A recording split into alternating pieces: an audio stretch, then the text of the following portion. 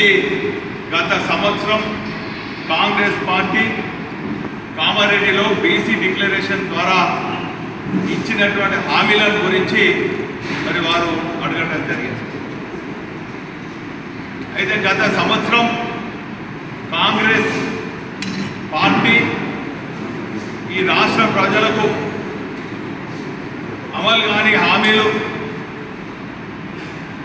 వందలాది హామీలు, సుమారు 420 హామీలు, 6 గ్యారెంటీలు ఇచ్చిన దాంట్లో బీసీ వర్గాలకు కూడా అనేక హామీలు ఇవ్వడం జరిగింది.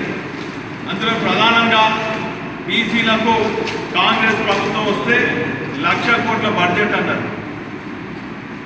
గత ప్రభుత్వం బీసీ వర్గాలకు గొల్ల కుర్మలకు గొర్రెలు, గుజరాత్లకు చేపలు, గౌడన్నలకు రాయితీలు, ఈ తీరుగా అనేక బీసీ కులాలకు అనేక వర్గాలు కలిపితే దానికన్నా ఒక 10 రేట్లు ఎక్కువ ఇస్తామని చెప్పి బీసీ వర్గాలను మభ్యపెట్టి బీసీ వర్గాల ఓట్లు దండుకొని అధికారంలోకి వచ్చినటువంటి కాంగ్రెస్ పార్టీ ఒద్దు పాలన గురించి, అవినీతి పాలన గురించి, దోపిడీ రాజ్యం గురించి మా కేటీఆర్ గారు వారిచ్చినటువంటి కామారెడ్డి డిక్లరేషన్లు మేనిఫెస్టోలో ఉన్నటువంటి అంశాల గురించే ప్రస్తావించడం జరిగింది. కానీ తప్పేమున్నది? ప్రజాపాలన అన్నారు, కానీ ఇక్కడ 10 నెలల నుంచి జరుగుతున్నది ప్రతీకార పాలన. ఒక బాధ్యత ఉన్నటువంటి ప్రతిపక్షంలో,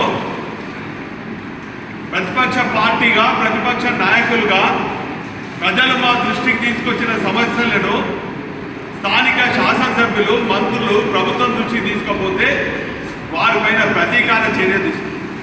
అడిగిన దానికి సమాధానం చెప్పలేని నిస్సాయ స్థితిలో ఉండి సిగ్గుమాలిన ప్రకటనతో ప్రతీకార దాడి చేస్తూ, అవినీతి ఆరోపణలు చేస్తూ రాష్ట్ర స్థాయి నుంచి గ్రామ స్థాయి వరకు ముఖ్యమంత్రి నుంచి మంత్రులు, శాసనసభ్యులు, చైర్మన్ల దాకా మా పైన అనేక ఆరోపణలు చేస్తున్నారు. అందులో నిన్న